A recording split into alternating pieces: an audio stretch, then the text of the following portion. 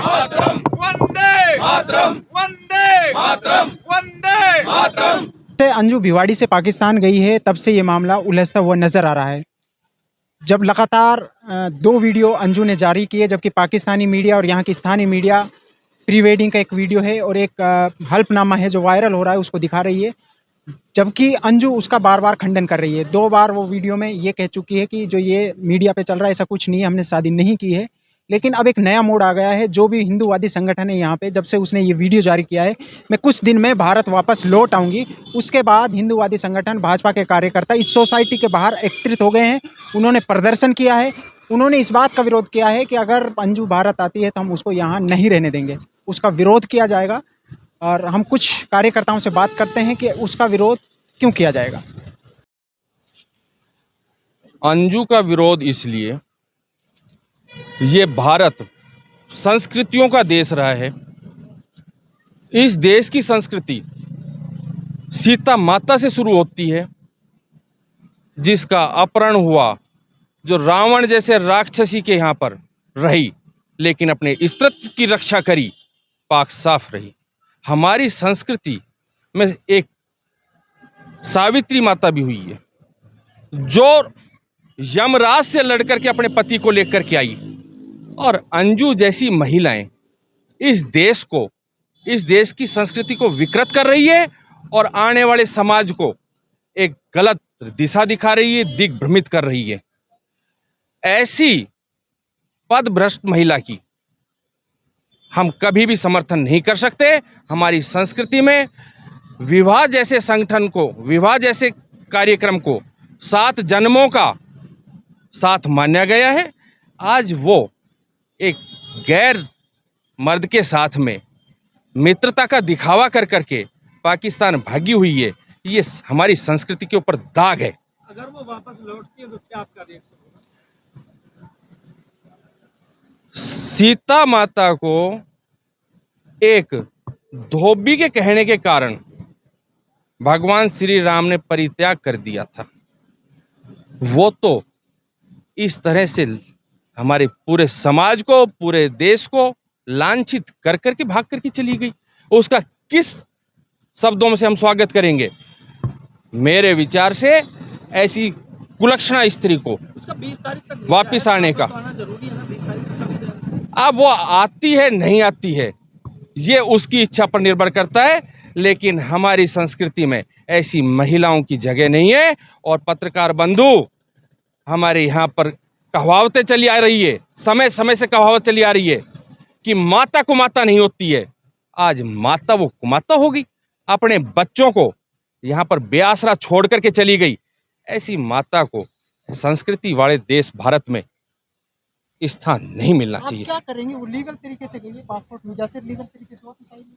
अगर वो आती तो क्या रहेगा आपका? लीगल बिंदु दूसरे होते हैं, लेकिन सामाजिक रूप से हम ऐसे इंसान को कभी भी बर्दाश्त नहीं करेंगे कि वो हमारे समाज में आकर के और वापिस निर्लजता के साथ रहे। इस तरह से बहुत सारे हमारे बच्चे, बहुत सारे हमारे परिवारों के ऊपर विपरीत प्रभाव पड़ेगा।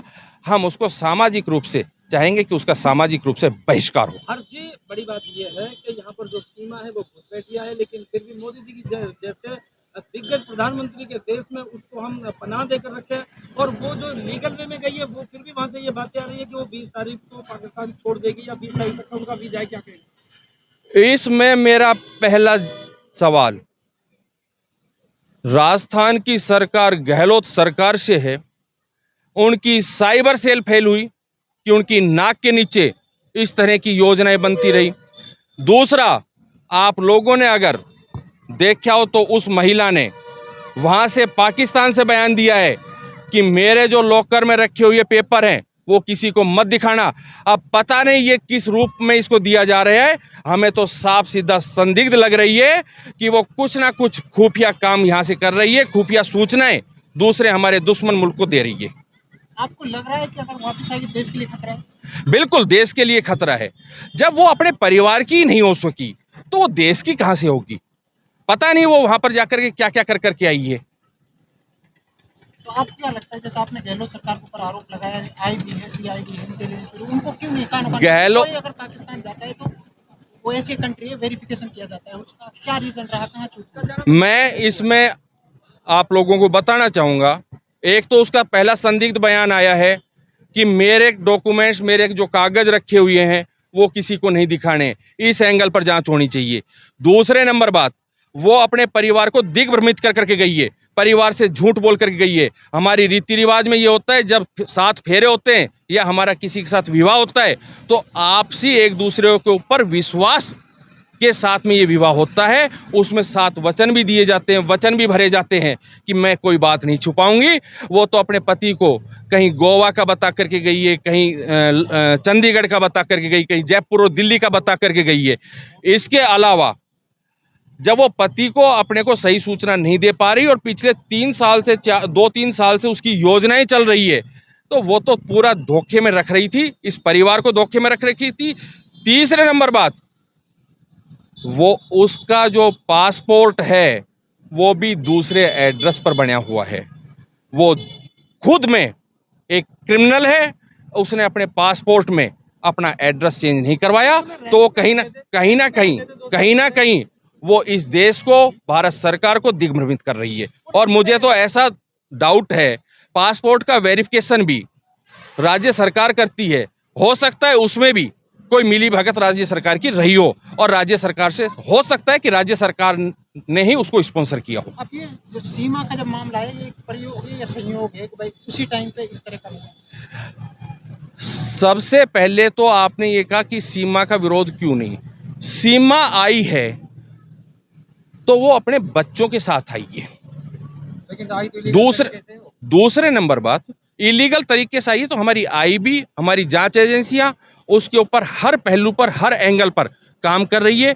ना हमारे किसी भी सरकार के प्रतिनिधि ने ये कहा है कि भाई ये यहाँ पर रह सकती है। अभी जांच चल रही है, जांच के बाद में जो वाजिब होगा वो उसके खिलाफ किया भी जाएगा। विरोध क्यों? आप भी एक महिला हैं, वो भी एक महिला है, लीगल तरीके से पाकिस्तान की, तो उसका विरोध क्यों? देखो, वो महिला है, हम भी महिला हैं, इसी के उससे मैं बोल रही हूँ कि जो उसने किया है बहुत ही बेकार काम किया है।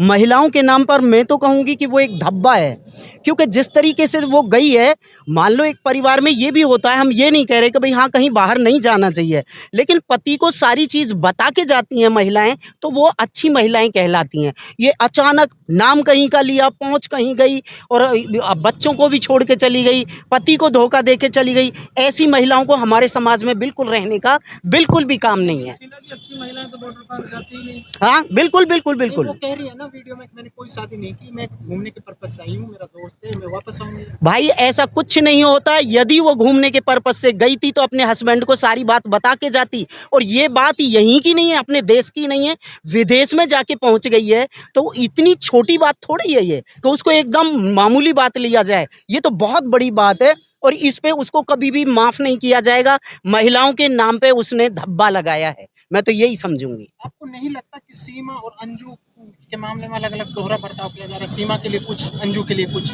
देखो, मैं तो दोनों को ये समझूंगी कि यदि वो आई है, चाहे वो बच्चों को लेके आई है, बात मान ली, लेकिन गलत काम उसने भी किया है, तो वो भी इंफॉर्मेशन लीक कर रही होगी, कहीं ना कहीं तो कुछ ऐसा कर रही होगी। और ये जो इतना 2 साल 2.5 साल से इसके रिलेशन थे, तो आप क्या समझते हो कि इसके ऐसे ही रिलेशन थे जो कि चुपचाप एकदम सब, किसी को कोई पता ही नहीं था, अब अचानक बम फोड़ के चली गई? कुछ ना कुछ तो बात पक्का होगी। इसने जो किया है गलत किया है, मेरे ख्याल में तो ये बिल्कुल भी माफ़ करने लायक नहीं है। यदि ये आना भी चाहती है तो हम तो भाई ऐसी महिला को समाज में अपना लेंगे नहीं। ये अगर राष्ट्र के लेवल पर देखा जाए तो अच्छी बात नहीं है, लेकिन अगर कहीं पर्सनल या निजी जो अपने जीवन की बात की जाए तो इन दोनों को कैसे देखते हैं? भाई इन दोनों को यही देखते हैं कि गलत बात है। मैं तो बिल्कुल सही नहीं कहूँगी, गलत बात है, एकदम गलत गलत ही होता है। और इसने गलत किया है, देश के लिए गलत किया है, राज्य के लिए गलत किया है। बिल्कुल बिल्कुल। जी, क्या कहेंगे अंजू और सीमा के? देखो, जो सीमा हमारे नेपाल बॉर्डर से आई है, तो जिस दिन से आई है, जब से हमारे भारत सरकार को, यूपी सरकार को पता लगा है, जब से जांच प्रतिदिन चलती जा रही है, चाहे STC टीम हो, चाहे हमारे IB की टीम हो, बराबर हमारे मोदी सरकार और हमारे योगी जी सरकार की बराबर जांच उनकी चली रही है। एक दिन जांच नहीं रुकी और वो जांच ऐसी चल रही है जो अपन देख रहे हैं। वो 2 दिन से सचिन भी गायब है घर से, तो हर तरीके से जांच ऐसी हो रही है, जो अब तक जो भी छानबीन होके आ रही है वो कंप्लीट छानबीन करके ही बाहर लेके आ रहे हैं। उनको ढीला नहीं छोड़ रहे हैं बिल्कुल भी, इधर उधर भी नहीं जाने दे रहे हैं, इधर वो भी नहीं हो रहा है। तो ये चल रही है उनकी भी। अगर वो वापस आएगी लीगल तरीके से, लीगल तरीके से वापस आएगी तो उसकी भी जांच हो सकती है। उसकी भी जांच होगी और उसकी भी जांच वहाँ पे ही होगी जहाँ पे एंट्री पॉइंट भी होगी। पहले बात तो उनको आना तो पड़ेगा ही। अगर उसको क्लीन चिट मिलती है तो फिर भी आप विरोध करेंगे? नहीं, विरोध तो रहेगा। देखो ऐसा अपने देखते हैं, अपने चाहे कोई से अपने जितना पूरे वो होता है, ये गलत तो इन्होंने करा है, हर तरीके से करा है। उन्होंने सोचना था हमारे बच्चे इतने बड़े हैं, हमारा पति इतना सीधा साधा है, लड़की उसकी +2 में पढ़ रही है, तो ये ऐसा देखो होना नहीं चाहिए। पर वो जो आएगी तो उनकी सारी जांच वह के आएगी, पूरी जांच वह के दिल्ली से उसको इधर जब आने दिया जाएगा, पहले सब कम से 1 महीना लग जाए, उनकी जांच वह के ही आएगी। अगर क्लीन चिट मिलती है तो आपके जो संगठन है उसका विरोध करेंगे? विरोध करेंगे, ये तो है ही। बिल्कुल नहीं, रहने का तो देखो अब वो जाने। अब वो 30 दिन का वीज़ा मिला है, वो तो वापसी तो आएंगी। और विरोध तो उनका परमानेंट रहेगा, विरोध तो उनका इतना रहेगा जो अपन सहन कर भी नहीं सकते।